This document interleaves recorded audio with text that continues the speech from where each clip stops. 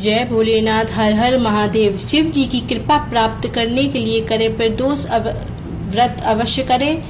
पढ़े यह पौराणिक कथा। जानिए प्रदोष व्रत कथा के बारे में।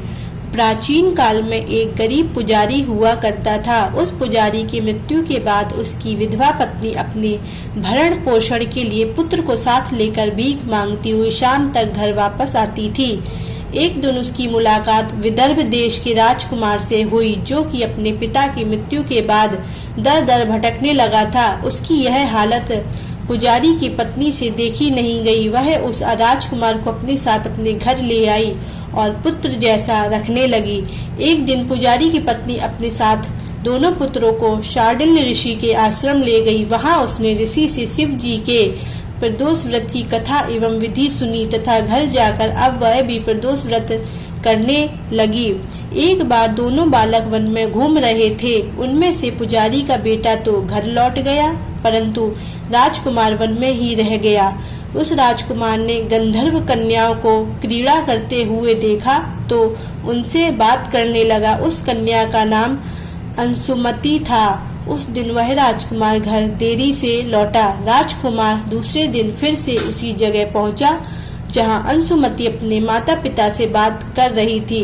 तभी अंशुमति के माता पिता ने उस राजकुमार को पहचान लिया तथा उससे कहा कि आप तो विदर्भ नगर के राजकुमार हो ना, आपका नाम धर्मगुप्त है। अंशुमति के माता पिता को वह राजकुमार पसंद आया और उन्होंने कहा कि शिव जी की कृपा से हम अपनी पुत्री का विवाह आपसे करना चाहते हैं। क्या आप इस विवाह के लिए तैयार हैं? राजकुमार ने अपनी स्वीकृति दे दी तो उन दोनों का विवाह संपन्न हुआ। बाद में राजकुमार ने गंधर्व की विशाल सेना के साथ विदर्भ पर हमला किया और घमासान युद्ध कर विजय प्राप्त की तथा पत्नी के साथ राज्य करने लगा।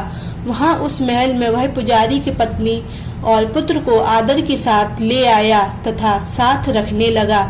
पुजारी की पत्नी तथा पुत्र के सभी दुख व दरिद्रता दूर हो गई और वे सुख से अपना जीवन व्यतीत करने लगे। एक दिन अंशुमति ने राजकुमार से इन सभी बातों के पीछे का कारण और रहस्य पूछा। तब राजकुमार ने अंशुमति को अपने जीवन की पूरी बात बताई और साथ ही प्रदोष व्रत का महत्व और व्रत से प्राप्त फल से भी अवगत कराया। उसी दिन से प्रदोष व्रत की प्रतिष्ठा और महत्व बढ़ गया तथा मान्यता अनुसार लोग यह व्रत करने लगे। कई जगहों पर अपनी श्रद्धा के अनुसार स्त्री पुरुष दोनों ही यह व्रत करते हैं। इस व्रत को करने से मनुष्य के सभी कष्ट और पाप नष्ट होते हैं एवं मनुष्य को अभीष्ट की प्राप्ति होती है।